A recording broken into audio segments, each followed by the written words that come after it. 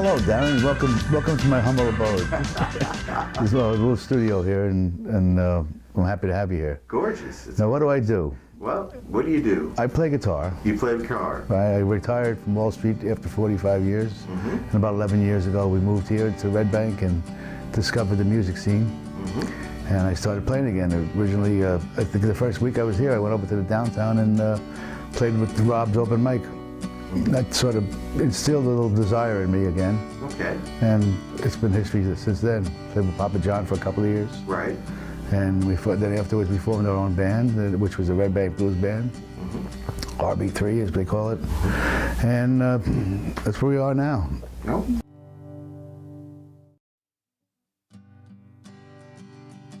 Excellent. So Paul, tell me, when did you start playing guitar?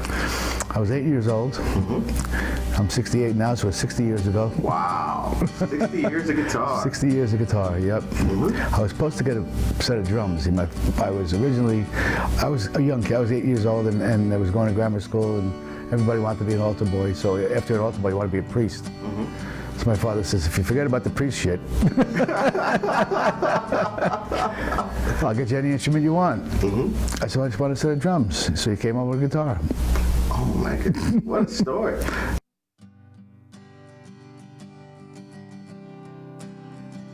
That is amazing. Now, now you're a blues guy, okay? I studied classical and jazz. Okay. Like the American Songbook is what I grew up on.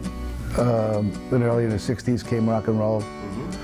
Beatles were a major influence. We loved the Beatles, Rascals, Rolling Stones. Right. All the classic groups, the Animals, you name it.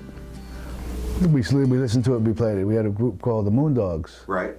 And we were the neighborhood group, so to speak. We were the famous neighborhood group. Mm-hmm. We did a lot of sock hops and go-go nights and stuff like that around the neighborhood in high school also.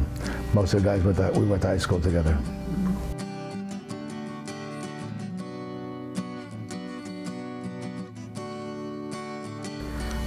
What kind of stuff does the Red Bank Blues Band play? Covers of almost any style.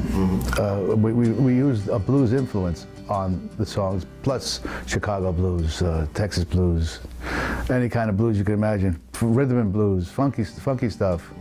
And we try to put a label on it. Right. So we played like Amy Winehouse, anywhere from Amy Winehouse to the Rolling Stones to the Beatles to Clapton to and on and on and on. For Stevie Ray Vaughan. Whatever they have whatever a model guitar for, we play.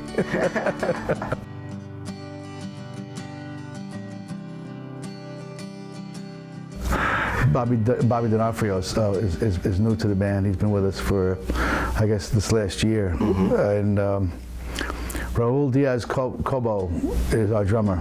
Okay. After a long while of a good relationship with Alex, we all went our separate ways, and Alex has been very successful recently, which I'm very happy for. Just to try to have a good time and gig. We've been pretty successful over the last 6 years. We've been able to book between 50 and 60 gigs a year, and it's getting me tired.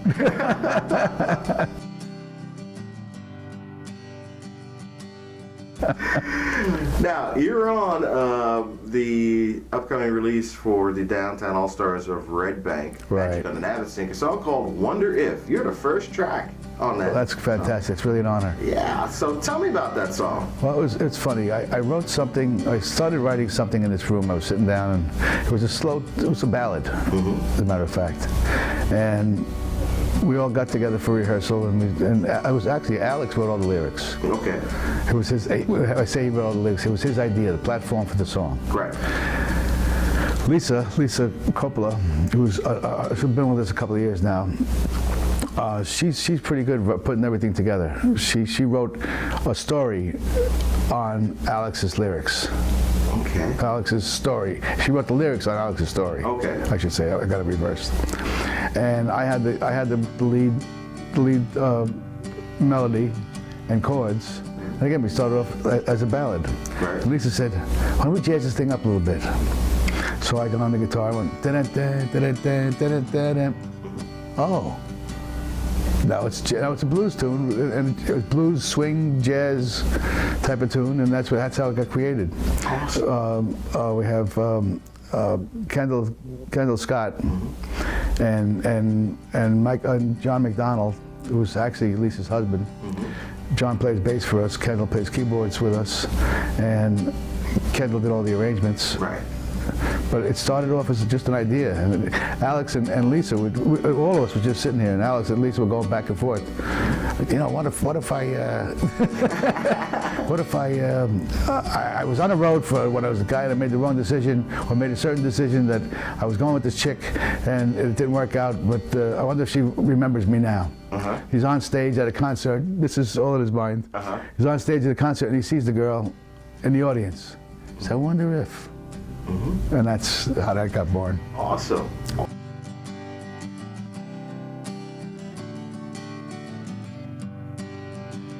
Let's get some buzz with this song. Lisa is amazing. She's she's more than a publicist can ask for. She's not a publicist. She's promoting our band, and she's also promoting her single career, solo career. And she got involved with this Bongo Boy Records or something like that. And they're doing all kinds of stuff now. They have radio programs, and TV, and you know, record promotions, and they asked us to enter our recording. That's the only song. It's the only original single we have. Right. We don't have anything else beyond that. So we entered it, and it made this. It was a little late for the first blues album. On the we made the second blues album, and it was in the Orient and Europe. And that's where it's been playing. I think it's been pretty successful. That's what I hear. I mean, I haven't seen any money, but. Well, that's the thing about independent performance. Yeah, I don't think I'm going to. It's a labor of love. Yeah, I mean, it's a hoot for me. I'm close to 70 years old, man, and this was the closest, except for when I was 16.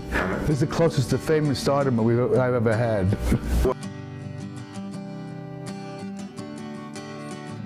Words of wisdom can you impart to the crowd about RB3 and what you guys are doing? Let me see what I can tell you. There's a bunch of things I can tell you. Right now I'm booking for this year. Unfortunately, about 4 years ago I was diagnosed with Parkinson's disease. So I decided to slow down a little bit. Okay. Physically I have to. I can't, there are certain things you can do and certain things you can't do, and certain things you can dream about that you can do, and it's not true. So I'm taking a couple of gigs a month right now. Okay. We were booking, like I said, 50, 60 gigs a year. Some of them were 3-4 nights in a row. That's not going to happen anymore. Right. But the future of we're going to continue on as long as I can play.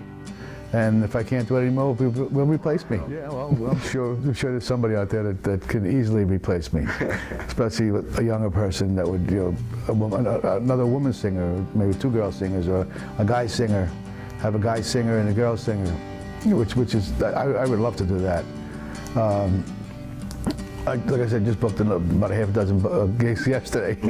No! Wonder what I'd do if I could see you once again.